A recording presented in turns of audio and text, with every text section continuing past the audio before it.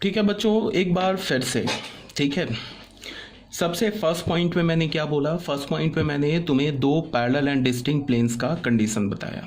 ये था हमारा फर्स्ट पॉइंट। ठीक है, उसके बाद आ जाओ तुम पॉइंट नंबर 2 में। पॉइंट नंबर 2 में क्या बताया? दो प्लेन्स का मैंने बताया कि अगर दो प्लेन्स कोइंसाइड करेगा तो उसका कंडीशन क्या होगा। ठीक है। थर्ड में मैंने क्या बताया कि अगर तीनों प्लेन्स पैरेलल एंड डिस्टिंक्ट होगा, तो अगर तीनों प्लेन पैरेलल एंड डिस्टिंक्ट है तो डेल्टा और डेल्टा ई ज़ीरो होगा और नो सॉल्यूशन होगा। ठीक है, ये ऑलरेडी मैंने डिस्कस कर दिया। उसके बाद क्या है, पॉइंट नंबर 4 में क्या बोला कि अगर तीन प्लेन में से कोई भी दो प्लेन पैरेलल हो जाए और तीसरा जो प्लेन है ना वो नॉन पैरेलल हो जाए, मतलब कि दो प्लेन ऐसे पैरेलल, ठीक है, और तीसरा प्लेन जो उसको ऐसे कट करे, तो भी ऑब्वियस ही बात है तीनों प्लेन्स पर कोई भी हमें पॉइंट ऑफ इंटरसेक्शन नहीं मिलेगा।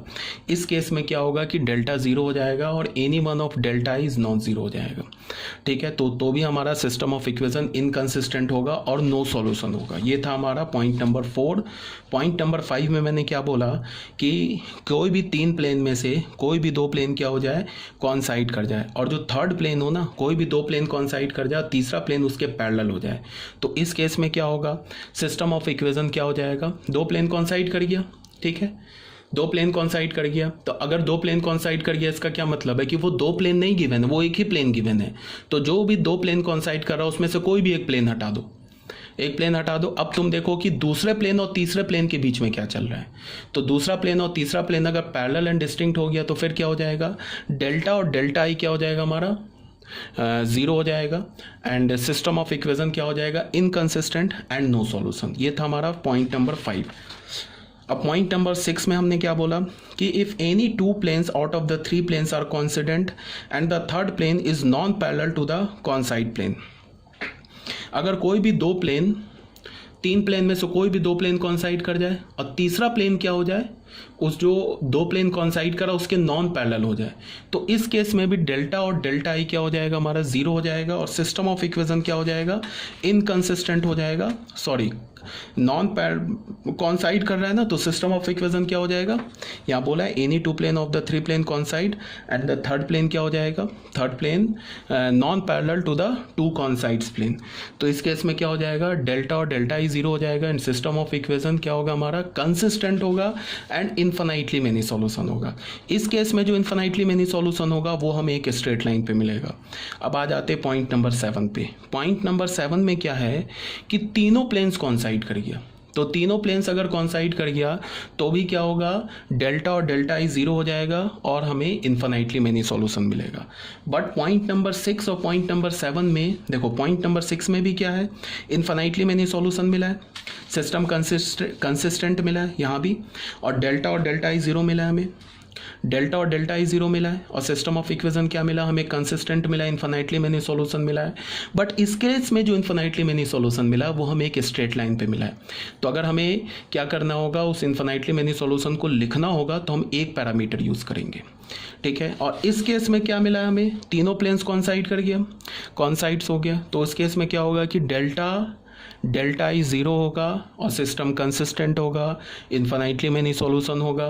बट यहाँ पे जो इन्फिनाइटली मेनी सॉल्यूशन है वो हमें प्लेन पर मिला है, तो इस केस में जब हम इन्फिनाइटली मेनी सॉल्यूशन को लिखेंगे तो क्या यूज़ करेंगे, दो पैरामीटर्स यूज़ करेंगे। तो अभी तक यहाँ तक बात थी।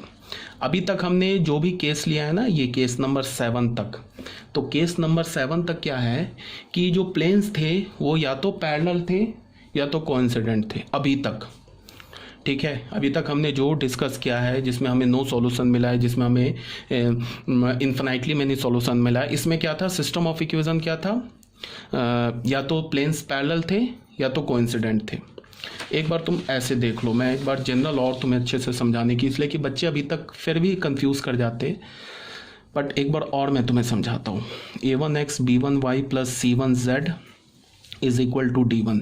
एक हमने ले लिया a2x plus b2y plus c2z is equal to d2। इसको तुम देखो, a3x plus b3y, sorry a3x plus b3y plus c3z is equal to d3। मान लो कि तुम्हारे पास ऐसा मिल गया, तीन केस। ठीक है, अब सुनो क्या है, ये फर्स्ट प्लेन, ये सेकेंड प्लेन, और ये हमारा थर्ड प्लेन। अब देखो क्या है, मान लो कि तुम्हें क्या दिख गया कि पहला प्लेन और दूसरा प्लेन कॉन्साइड कर गया, ये तुम्हें दिख रहा है। कैसे पता चलेगा? a1/a2 is equal to b1/b2 is equal to c1/c2 is equal to d1/d2। तो पहला प्लेन और दूसरा प्लेन कॉन्साइड हो गया, तो तुमने क्या किया, इस दो प्लेन में से किसी एक प्लेन को हटा दिया। मान लो फर्स्ट प्लेन को हटा दिया तुमने, बिकॉज अगर ये दोनों प्लेन कॉन्साइड कर गए तो हमें इनफैक्ट क्या है, ये दो प्लेन नहीं है, दो डिफरेंट प्लेन नहीं, ये तो एक ही प्लेन है। तो हमने किसी भी एक प्लेन को हटा दिया। अब हमने देखा ये सेकेंड प्लेन और थर्ड प्लेन के बीच में क्या चल रहा है। अगर सेकेंड प्लेन और थर्ड प्लेन आपस में पैरेलल और डिस्टिंक्ट हो गया तो फिर क्या होगा, नो सॉल्यूशन हो जाएगा। ठीक है, अगर ये दो प्लेन पैरेलल हो गया तो थर्ड प्लेन को तो इनफैक्ट देखने की जरूरत ही नहीं है।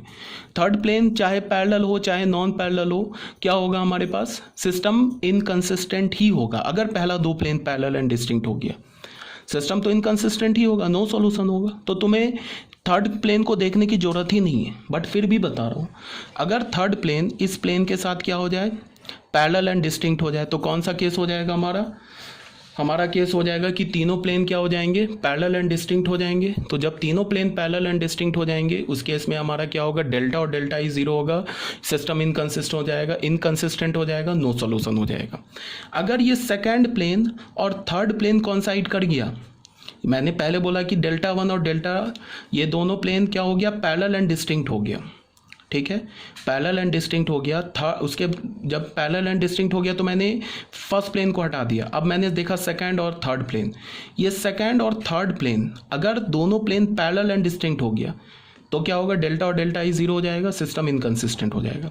अगर सेकेंड प्लेन और थर्ड प्लेन क्या हो गया, ये नॉन पैरेलल हो गया, तो फिर क्या हो जाएगा कि डेल्टा तो ज़ीरो होगा ही होगा, बट उसमें से delta one, delta two, delta three में से कोई एक नॉन जीरो हो जाएगा। Again system of equation inconsistent होगा एंड नो सॉल्यूशन होगा।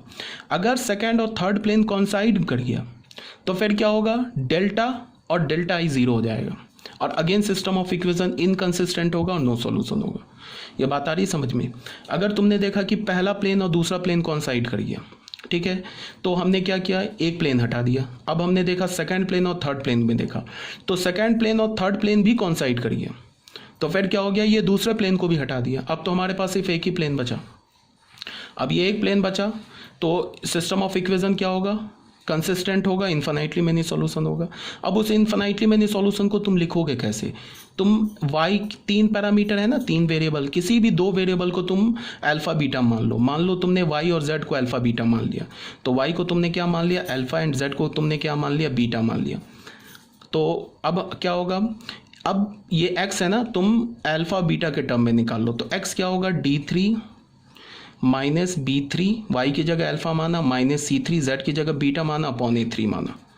तो तुम इक्वेशन कैसे लिखोगे d3 माइनस b3 अल्फा, ये सॉल्यूशन कैसे लिखोगे, c3 beta upon a3 and y alpha and z is equal to beta, sorry this is beta, where alpha beta belongs to R. ये हमारा इन्फिनाइटली मेनी सॉल्यूशन हो गया। ठीक है, इसमें हमने कितने पैरामीटर यूज़ किए, दो पैरामीटर यूज़ किए। कैसे किए, हमने देखा क्या कि d1 और d2 क्या हो गया, ये दोनों first plane second plane coincide कर गया, तो हमने एक प्लेन को हटा दिया। फिर हमने देखा सेकंड प्लेन और थर्ड प्लेन में देखा, तो हमने देखा सेकंड और थर्ड भी कॉन्साइड कर गया, तो हमने 2 को भी हटा दिया। बिकॉज अब इनफैक्ट ये 3 डिफरेंट प्लेन नहीं है, अब ये एक ही प्लेन है, तो हमने पहले 2 प्लेन को हटा दिया। किसी एक प्लेन को किसी भी 2 प्लेन को हटा सकते हो, पहले दूसरे को हटा दिया, पहले तीसरे को हटा दिया, दूसरे तीसरे को हटा दिया, कोई भी एक प्लेन ले लिया, उसमें x और y z किसी 3 वेरिएबल में से किसी भी 2 वेरिएबल को तुम अल्फा बीटा मान लो या लैम्डा म्यू मान लो, और तीसरे वेरिएबल को तुम अल्फा बीटा के टर्म में निकाल लो और ऐसे लिख दो आंसर। ठीक है, ये कब आंसर लिखा, जब तीनों प्लेन्स आपस में क्या हो गया, कॉन्साइड कर गया। ठीक है, अब मान लो कि ऐसा हो जाए कि 2 प्लेन कॉन्साइड कर जाए, पहला प्लेन और दूसरा प्लेन कॉन्साइड कर जाए, तो कोई भी पहले प्लेन को हमने हटा दिया। अब हमने देखा दूसरे और तीसरे प्लेन में क्या चल रहा है, तो हमने देखा कि दूसरा प्लेन और तीसरा प्लेन जो है ये नॉन पैरेलल आ गया। तब कैसा केस चल रहा है, पहला 2 प्लेन तो कॉन्साइड कर गया और तीसरा प्लेन ऐसे कट कर गया, तो फिर सिस्टम ऑफ इक्वेशन क्या हो जाएगा, सिस्टम ऑफ इक्वेशन कंसिस्टेंट हो जाएगा और इन्फिनाइटली मेनी सॉल्यूशन होगा। बट अब इस केस में जो इन्फिनाइटली मेनी सॉल्यूशन आएगा वो एक स्ट्रेट लाइन पर आएगा। तो अब हम लोग क्या करेंगे, एक ही पैरामीटर यूज करेंगे। वो कैसे, वो बता रहा हूं। मान लो कि तुमने देखा कि पहला दूसरा प्लेन कॉन्साइड कर गया, तो तुमने फर्स्ट प्लेन को हटा दिया, फर्स्ट प्लेन को तुमने हटा दिया। अब तुमने देखा कि सेकंड प्लेन और थर्ड प्लेन तो नॉन पैरेलल है, तो इसका मतलब तुम समझ गए कि सिस्टम ऑफ इक्वेशन क्या है हमारा, इनकंसिस्टेंट है and have no solution. Sorry system of equation consistent है and have infinitely many solution. तो इस केस में क्या होगा, जो इनफाइनाइटली मेनी सॉल्यूशन क्या होगा, एक स्ट्रेट लाइन पर आएगा। तो तुम उसको कैसे लिखोगे वो बता रहा हूं। तुम क्या करोगे कि ये सेकंड इक्वेशन थर्ड इक्वेशन में से किसी भी एक एक्स वाई जेड में से किसी भी एक को तुम मान लो अल्फा मान लो तुमने जेड को अल्फा मान लिया। तो जेड को अल्फा मान लिया। अब हमारे पास कितने पैरामीटर्स ये वेरिएबल्स बच गए, एक्स और वाई। तो इस दो इक्वेशन में से तुम क्या करो, क्रॉस मल्टीप्लीकेशन यूज करके एक्स वाई को तुम अल्फा के टर्म में निकाल लो। समझ रहे हो बात को, एक्स वाई को किसके टर्म में निकाल लो, अल्फा के टर्म में। फिर तुम ये सॉल्यूशन कैसे लिखोगे, एक्स ये अल्फा के टर्म में आ जाएगा, वाई ये अल्फा के टर्म में आ जाएगा, और जेड हमने क्या मान लिया, अल्फा। और यहाँ पे क्या लिख देंगे, where alpha belongs to R. तो ये भी इनफाइनाइटली मेनी सॉल्यूशन हो गया, ठीक है। बट यहाँ हमने क्या किया, एक पैरामीटर यूज़ किया। एक बार और बोलने का मतलब क्या, कि अगर तुमने देखा कि पहला दूसरा प्लेन हमें क्या मिल गया, पहला दूसरा प्लेन हमें कॉन्साइड कर गया, तो पहला दूसरा प्लेन कॉन्साइड कर गया, तुमने फर्स्ट प्लेन हटा दिया। उसके बाद तुमने सेकंड और थर्ड प्लेन को देखा, तो सेकंड और थर्ड प्लेन भी कॉन्साइड कर दिया, तो तुम सेकंड प्लेन को भी तुमने हटा दिया। अब ये जो थर्ड प्लेन बचा ना, ये थर्ड प्लेन क्या हो गया हमारा, इससे हमने सॉल्यूशन लिखा। सॉल्यूशन के लिए क्या किया हमने, किसी भी दो वेरिएबल को हमने अल्फा बीटा बोल दिया, तीसरे वेरिएबल को अल्फा बीटा के टर्म में निकाल दिया, तो ऐसे हमारा आंसर आ जाएगा, ठीक है। ये इनफाइनाइटली मेनी सॉल्यूशन हो गया जिसमें दो पैरामीटर्स इन्वॉल्व हैं।